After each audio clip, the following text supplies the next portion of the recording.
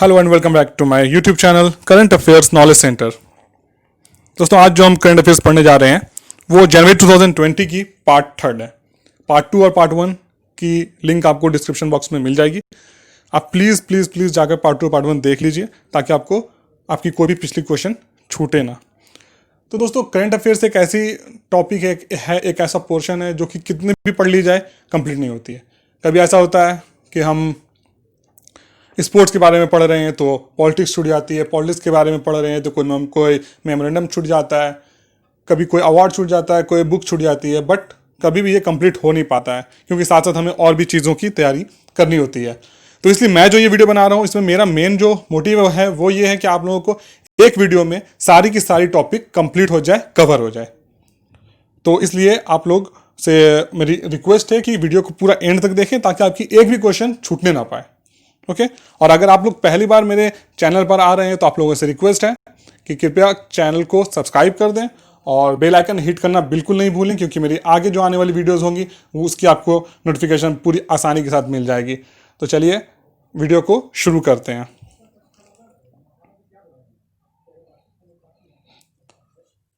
तो ये question number 1, who has inaugurated a new centre of excellence for studies in classical Telugu on January 21 in Nellore, Andhra Pradesh. जनवरी 21, 2020 को किसने नेल्लोर आंध्र प्रदेश में centre of excellence for studies in classical Telugu में studies के लिए centre of excellence जो inaugurate किया गया वो किसने किया? तो वो मिस्टर एम वेंकैया नायडू जी ने किया है। एम वेंकैया नायडू जी हमारे देश के वाइस प्रेसिडेंट हैं। Next question, this year 72nd Indian army day is observed in India on which day? तो इंडियन आर्मी डे जो होता है वो आपको याद रखना है कि वो हमेशा 15 जनवरी को ऑब्जर्व किया जाता है। ये इस साल 2020 को इसकी 72nd ऑब्जर्व की गई है Indian army day.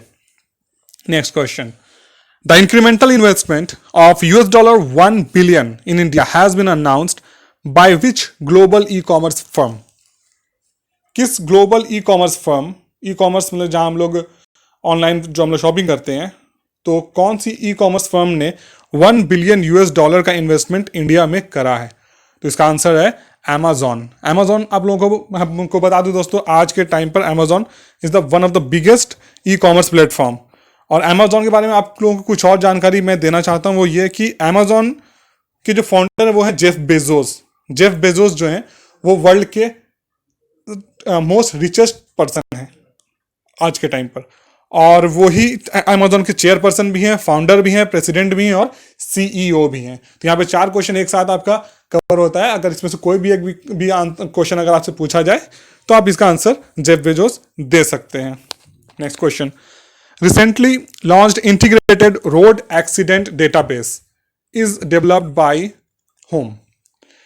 Integrated road accident database मतलब IRAD। तो सबसे पहले मैं आप लोगों को बता दूं कि IRAD है क्या। IRAD का जो मेन पर्पस है वो क्या है कि रोड सेफ्टी को एनहांस करना, ठीक है, और वेरियस टाइप्स की इनसाइट थ्रू द एनालिटिक्स जो है वो जितनी भी इसकी एनालिटिक्स है उसको देखना है, उनको एनहांस करना है, और भी बहुत सारे ट्रेंड एनालिसिस इस पर की जाती है। तो ये IRAD जो है वो डेवलप किया गया है IIT Madras, IIT Indian institute of technology Madras की तरफ से ये इसको जो है डेवलप किया गया है। और इसमें आपको प्रोजेक्ट में जो खर्च आया है वो आया है 258 करोड़। ये आप याद रखिएगा कि इस प्रोजेक्ट का टोटल खर्च है 258 करोड़ और ये सपोर्ट किया गया है वर्ल्ड बैंक के द्वारा, ठीक है।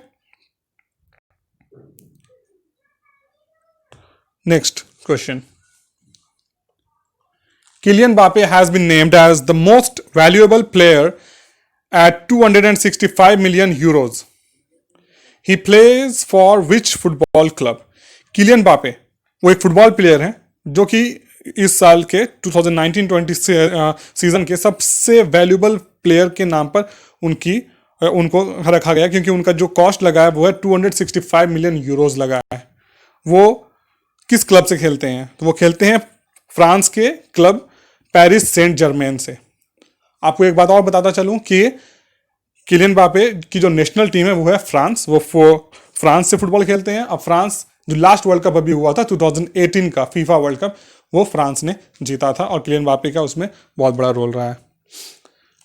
Next question, Alok Kansal has taken over as general manager of western railway. Western railway के जो न्यू जनरल मैनेजर बने हैं उनका नाम है आलोक Kansal.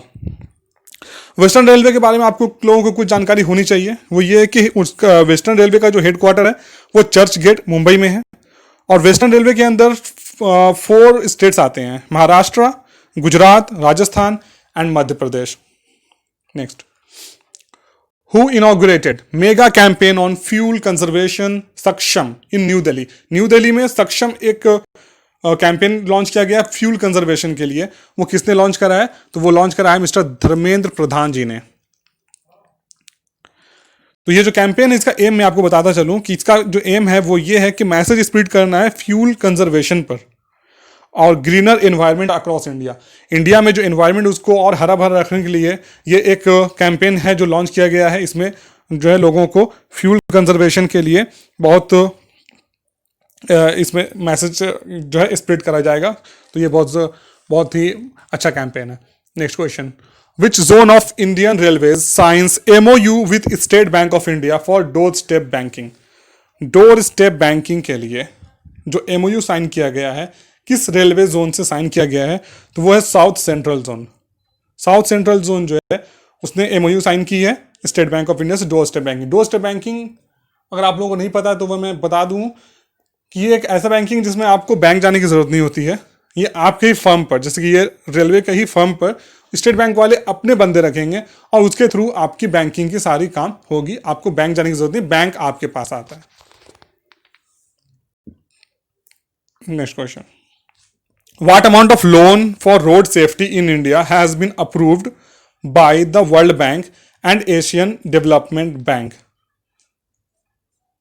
World bank and Asian development bank के द्वारा अप्रूव किया गया रोड सेफ्टी इन इंडिया के लिए जो लोन अप्रूव किया गया उसका कितना अमाउंट है? तो वो जो अमाउंट है वो है 14,000 crore.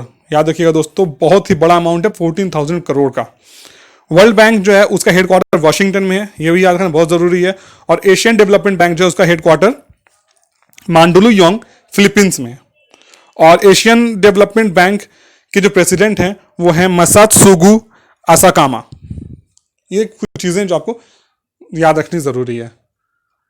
Which statue has been included in 8 wonders of Shanghai Cooperation Organization? 8 wonders of Shanghai Cooperation Organization जो है उसमें अभी कौन से स्टैचू को इंक्लूड किया गया है? तो उसका आंसर है दोस्तों statue of unity. Statue of unity तो आप लोगों को पता ही होगा। स्टैचू ऑफ यूनिटी जो है वो हमारे देश के जो सबसे पहले डिप्यूटी पीएम थे, डिप्यूटी पीएम सरदार वल्लभ भाई पटेल, उनके मेमोरेबल में यह स्टैचू ऑफ यूनिटी बनाई गई है। सरदार वल्लभ भाई पटेल का मैंने आपको पहले जो कुछ जानकारी दे देता हूं, वो ये है कि हमारे देश के वो पहले डिप्यूटी पीएम रह चुके हैं। कांग्रेस की जो सरकार बनी थी 1947 में पहली। और ये जो स्टैचू ऑफ लिबर्टी है, स्टैचू ऑफ यूनिटी है, ये इसका जो लोकेशन है वो है नर्मदा वैली जो कि गुजरात में है। कॉस्ट इसका पड़ा था 2,989 करोड़। इसकी हाइट है 182 मीटर, 182 मीटर। 31 अक्टूबर 2018 को ये इनॉग्रेट हुई थी और 31 अक्टूबर 2018 को ये हुई थी इनॉग्रेट पीएम मोदी जी के द्वारा, जो कि 143rd बर्थडे थी सरदार वल्लभ भाई पटेल जी की। ठीक है, next, what is the name of Japan coast guard ship which was arrived on a 5-day goodwill visit to Chennai.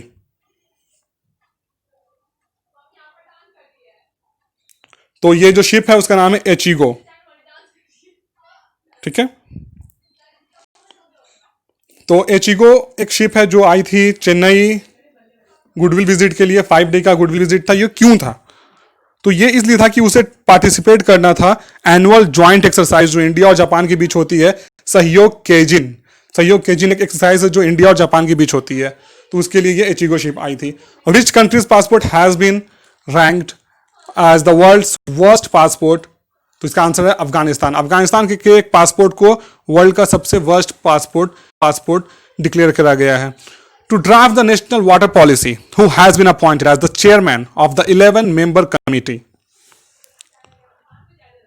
11 member committee जो बनाई गई है नेशनल वाटर पॉलिसी के लिए, तो उसके चेयरमैन किसे अपॉइंट किया गया है? तो उसका आंसर है Mihir Shah. National water policy जो है वो मिनिस्ट्री ऑफ वाटर रिसोर्सेज के द्वारा फॉर्म की जाती है, प्लानिंग और डेवलपमेंट के लिए, वाटर रिसोर्सेज की प्लानिंग और डेवलपमेंट के लिए, और कितना ज़्यादा इसका ऑप्टिमम यूटिलाइजेशन किया जा सके। तो इसके जो चेयरमैन बने हैं वो कौन? मिहिर शाह हैं। और आपको एक चीज़ मैं और बता दूं इसमें, आप लोगों को याद रखने की जरूरत है कि वाटर रिसोर्स मिनिस्टर जो इंडिया में है, मिनिस्ट्री ऑफ वाटर रिसोर्सेज, उनका नाम है गजेंद्र सिंह शेखावत। तो यहाँ पर आपके दोस्तों दो क्वेश्चन यहाँ पर कैच हो गई। एक तो आपको वाटर रिसोर्सेज की जो ये कमेटी है इसके चेयरमैन का नाम पता चला, और दूसरा कि हमारे देश के अभी यूनियन मिनिस्टर जो वाटर रिसोर्सेज के हैं वो हैं Gajendra Singh Shekhawat. Next question, who has been appointed as the director general of central reserve police force? Central reserve police force मतलब सीआरपीएफ। सीआरपीएफ के डायरेक्टर जनरल अभी कौन बने हैं? तो वो है Anand Prakash Maheshwari. ISRO has launched which communication satellite on January 17? 17 जनवरी 2020 को इसरो ने कौन सा कम्युनिकेशन सैटेलाइट लॉन्च किया? उसका नाम है GSAT-30। What is the name of the 10-year-old British Indian yoga boy who has won Global Child Prodigy Award? Global child prodigy award जो है वो एक ऐसा अवार्ड है जो दिया जाता है इसलिए कि वो जो एक्स्ट्रा ऑर्डिनरी बच्चे होते हैं जो अपने अपने फील्ड में अच्छा काम करते हैं उन्हें ये अवार्ड दिया जाता है। तो इस साल जो है 10 साल के एक ब्रिटिश इंडियन बॉय को योगा के लिए ये अवार्ड दिया गया जिनका नाम था ईश्वर Sharma. Who has been appointed as the director of the National Book Trust? National book trust के डायरेक्टर कौन बने? युवराज Malik. What was the theme of National Youth Day 2020 celebrated on 12th January? 12th जनवरी को नेशनल यूथ डे सेलिब्रेट किया गया है। तो उसका theme क्या था? उसका थीम था channelising youth power for nation building. और आप लोगों को एक चीज और बताता चलूं कि 12th जनवरी जो है वो स्वामी विवेकानंद जी का बर्थडे होता है, तो इसलिए उसे नेशनल यूथ डे के नाम पर भी डिक्लेयर किया गया है। Who has been awarded by CK Naidu Lifetime Achievement Award 2018-19? 2018-19 के लिए CK Naidu lifetime achievement award जो है, CK नायडू अवार्ड जो दिया जाता है वो क्रिकेटर को दिया जाता है। और ये इस साल जो मिला था वो मिला कृष्णमाचारी श्रीकांत जो इंडियन नेशनल टीम के प्लेयर रह चुके हैं। विच cricketer has received BCCI life time achievement award for women? BCCI का जो लाइफ टाइम अचीवमेंट अवार्ड मिला है वीमेन के लिए वो किसे मिला है? तो वो मिला है अंजुम चोपड़ा को। ये फॉर्मर इंडियन वीमेन क्रिकेटर रह चुकी हैं। Who has been appointed the deputy governor of reserve bank of India? Reserve bank of India जो है दोस्तों उसमें एक गवर्नर होते हैं और 4 डिप्टी गवर्नर होते हैं। तो जो सबसे न्यूली अपॉइंटेड डिप्टी गवर्नर है उनका नाम है माइकल पात्रा उनका नाम है। बाकी जो 3 हैं उनका मैं नाम आपको बता देता हूं। एक है BP कनुंगो और दूसरे हैं MK जैन और एक मिस्टर K रावत हैं जिन्होंने रेजिग्नेशन दे दिया, जिनकी कुछ ही दिनों में उस पोस्ट के लिए गवर्नमेंट किसी को अपॉइंट करेंगी। और अभी जो गवर्नर हैं RBI के वो हैं, उनका नाम है Shashikant Das. On the occasion of 150th years of celebration of Kolkata Port Trust, the Kolkata Port has been renamed as Shyama Prasad Mukherjee port.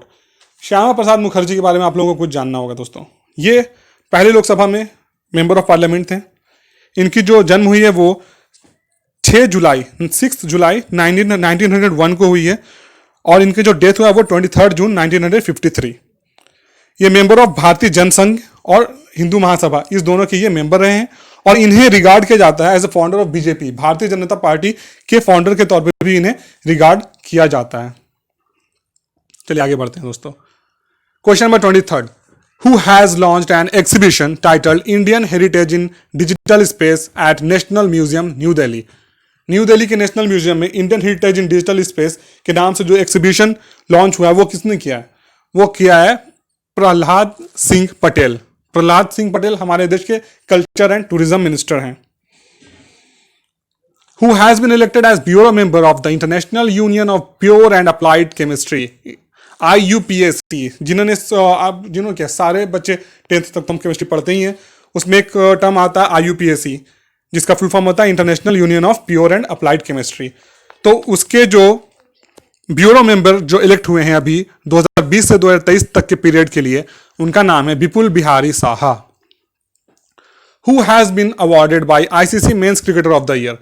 ICC men's cricketer of the year इस बार किसको अवार्ड किया गया? तो बहुत ही चर्चित नाम है दोस्तों, बेन स्टोक्स। बेन स्टोक्स आप लोग जानते होंगे, ये इंग्लैंड के खिलाड़ी हैं, ऑलराउंडर हैं, और बहुत से नए नए रिकॉर्ड इन्होंने बनाए हैं। जब इंग्लैंड जो अभी हाल ही में 2019 में जो अपने घर में उन्होंने वर्ल्ड कप की फाइनल जीती, बेन स्टोक्स ने उसने बहुत अच्छी ही बैटिंग की थी, तो आप लोगों को याद होगा। तो ये याद रखने में बड़ा आसान होगा कि ICC men's cricketer of the year Ben Stokes बने हैं, और इंग्लैंड के भी cricketer of the year Ben Stokes को ही अवार्ड किया गया है। The first Indian state to sign a memorandum of understanding with the international union for conservation of nature. International union for conservation of nature, इसके लिए जो memorandum sign किया गया है, उसमें फर्स्ट स्टेट कौन है इंडिया का जिसने इस मेमोरेंडम को साइन किया है? तो उसका आंसर है दोस्तों अरुणाचल प्रदेश। अरुणाचल प्रदेश ने यह मेमोरेंडम साइन किया।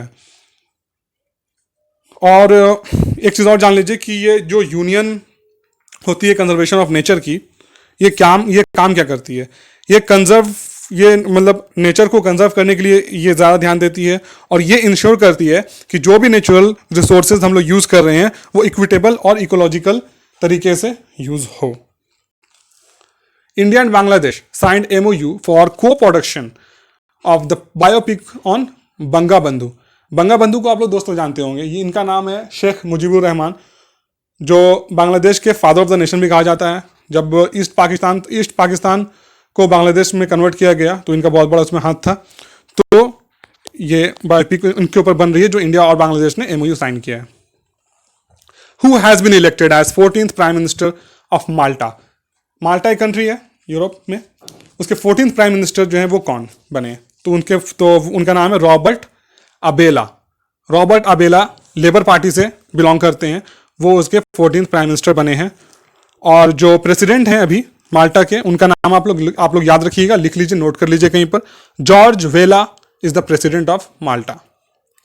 The first women parade adjutant in army day parade 2020। पहली बार आर्मी डे का जो परेड हुआ है उसमें जो एडजटेंट हैं वो महिला बनी हैं, उनका नाम क्या है? तो उनका नाम है दोस्तों कैप्टन तानिया शेरगिल। याद रखिएगा दोस्तों, बहुत इंपॉर्टेंट क्वेश्चन है। For which state India World Bank signed $88 million to implement island water transport project. India के किस स्टेट ने वर्ल्ड बैंक के साथ $88 million का इनलैंड वाटर ट्रांसपोर्ट प्रोजेक्ट जो है वो साइन करा है? तो इसका आंसर है असम। और आज का लास्ट क्वेश्चन दोस्तों, newly appointed deputy managing director of LIC control IDBI bank is Suresh Kishan Chand Khatanhar. Suresh Kishan Chand Khatanhar जो हैं वो LIC कंट्रोल IDBI बैंक के नए डिप्टी मैनेजर बने हैं, डिप्टी मैनेजिंग डायरेक्टर बने हैं। IDBI बैंक को LIC कंट्रोल क्यों बोला जा रहा है? क्योंकि IDBI बैंक का 51% शेयर जो है वो LIC ने खरीद लिया है। तो दोस्तों उम्मीद है कि आपको आज की वीडियो बहुत ही हेल्पफुल लगी होगी। अगर आप कमेंट बॉक्स में आप कमेंट कर मुझे इसकी जानकारी दे सकते हैं, और अगर आपको कुछ भी डाउट है, कुछ भी क्लियर करना चाहते हैं, तो आप कमेंट बॉक्स में मुझसे पूछ सकते हैं। और दोस्तों चैनल को सब्सक्राइब करना बिल्कुल नहीं भूलें, साथ ही साथ बेल आइकन को भी हिट कर लें ताकि आपको आगे आने वाली वीडियोस बिल्कुल आसानी के साथ मिल जाए। Thanks for watching, hit the bell icon for latest videos, keep learning, keep